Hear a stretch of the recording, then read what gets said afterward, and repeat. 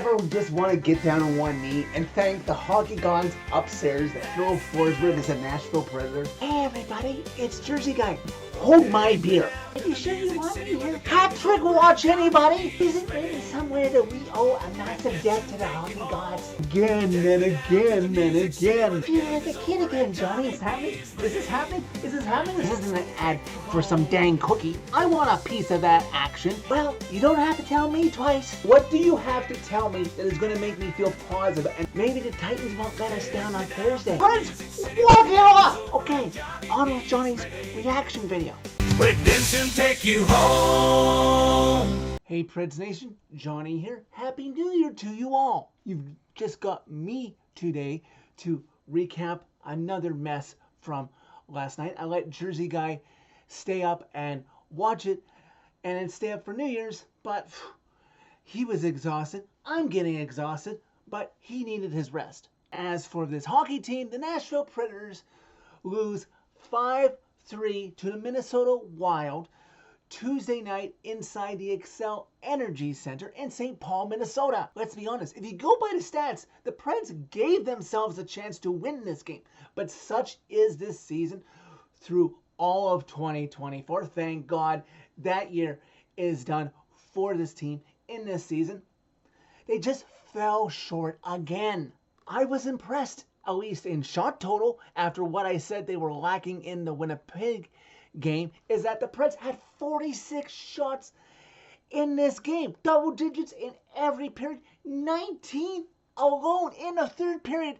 And in that third period, they couldn't get not one goal by Gustafsson of the Wild.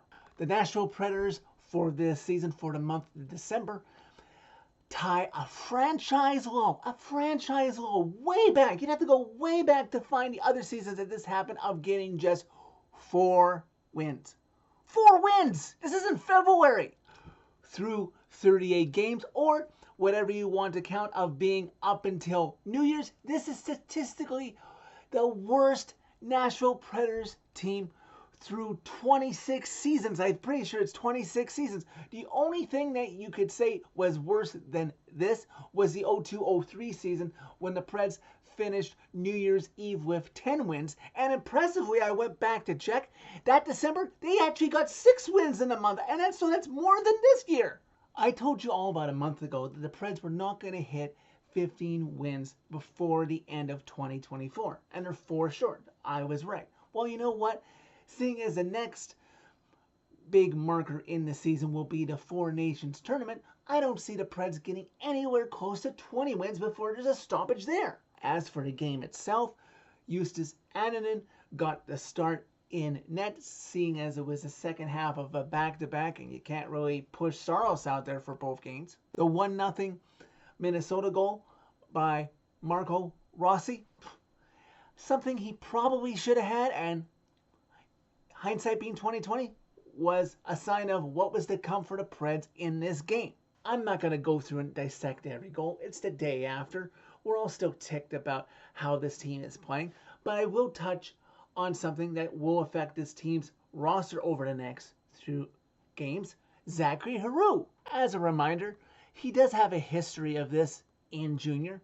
I believe I saw that he got suspended 2 times for major infractions in the AHL when playing with Milwaukee. Well, 3 minutes into the second period in this game, it wasn't on purpose, but it was careless, and it was a penalty just the same. He decides to slew foot Minnesota Wild captain Jared Spurgeon. Zach, what are you doing? Zach gets a game misconduct. He wouldn't be back in this game, rightfully so. And oh, look, there's former Preds Yakov Trenin coming to his captain's defense, and he would get a penalty for roughing. The Wild will only have 3 minutes on the power play, not the full 5, but they would still end up scoring anyways. As of the recording of this fan reaction video, it has been officially said that LaRue will get a hearing with the NHL Department of Player Safety. So you know the Preds are going to be without him for a certain number of games. We'll find out how many. The Preds have 3 games left on this road trip. Vancouver on Friday, a back-to-back that sends them to Calgary on Saturday, before playing Winnipeg next week, and then finally heading home. At this point, I wonder if they'll even get one win, much less 1 point on this road trip for the standings.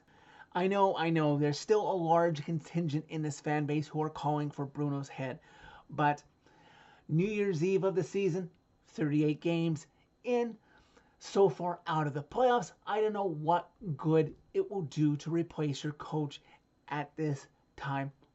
It might be better just to play out the season and judge the entire coaching staff in the offseason. And I won't mention certain player names, but I continue to see on Preds Twitter as much as Preds Facebook, hey, trade this player. Hey, trade that player. Take the C off of Yossi. Okay, one thing I'll say right off the bat, you don't take the C off your captain midway through a season. That's something to be judged in the offseason, or that's really going to potentially disrupt things. And a lot of the players that I see the fan base wanting to see traded have no move and no trade clauses. Those guys have earned those.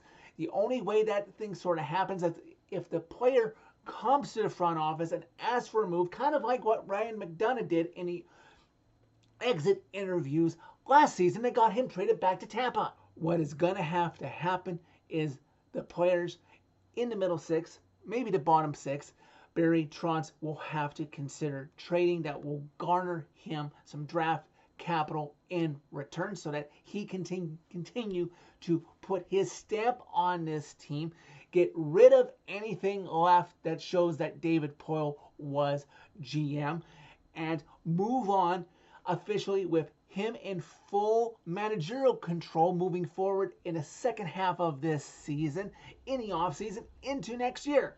Mid-April, when this train wreck of a season is over, cannot come soon enough. So that's it for this video. Thank you very much for watching. As always, click like if you liked this video. Click subscribe if you really liked it. You can find my social media and interact with me during every Preds game or any news that breaks by clicking on the channel name. Tell all your friends about Redemption. 2025 is finally here. Hopefully things just get better for Preds from here, and this is the lowest they're going to get.